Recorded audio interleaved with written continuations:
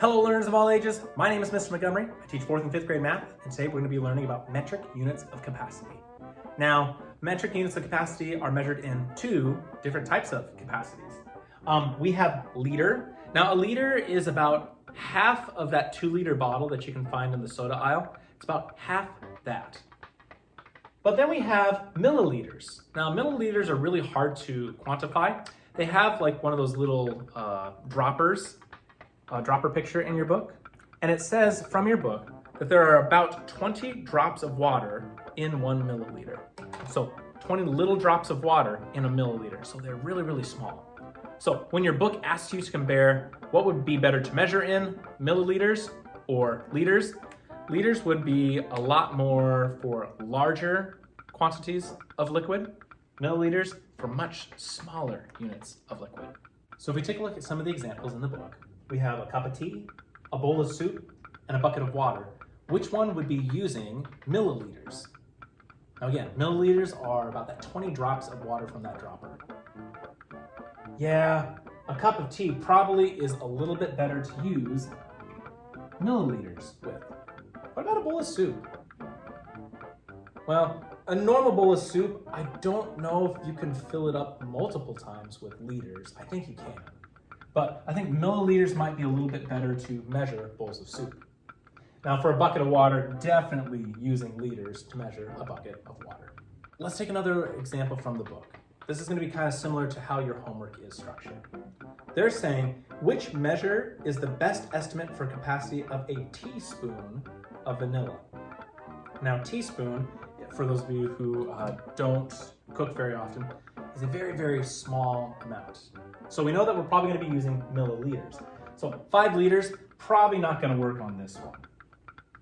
Now, when we're working with milliliters, remember, 1 milliliter is equal to about 20 drops of water.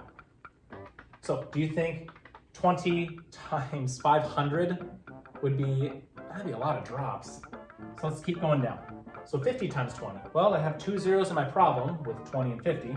I'll have 2 zeros in my answer, and then that'd be 1,000 drops. I don't even think 1,000 drops could fit in a tablespoon, which is a normal spoon that you eat with. So probably not. So 5 times 20, 20, 40, 60, 80, 100. Yeah, I think about 100 drops could fit into my 5 milliliters for my teaspoon. Let's take a look at 2 more examples. I'm doing conversions from liters to milliliters. I know that 1 liter equals 1,000 milliliters. I'm going to be using that for both of them. So I have 6 liters is equal to how many milliliters? Well, I know that 1 liter is equal to 1,000 milliliters. So I'm going to take 1,000 times 6. 1,000 times 6 is 6,000. And I'm moving on to one where I'm having a combination of liters and milliliters. Well, using the same conversion, I have 1 liter is equal to 1,000 milliliters. I have 2 liters, and 500 milliliters equals to how many milliliters?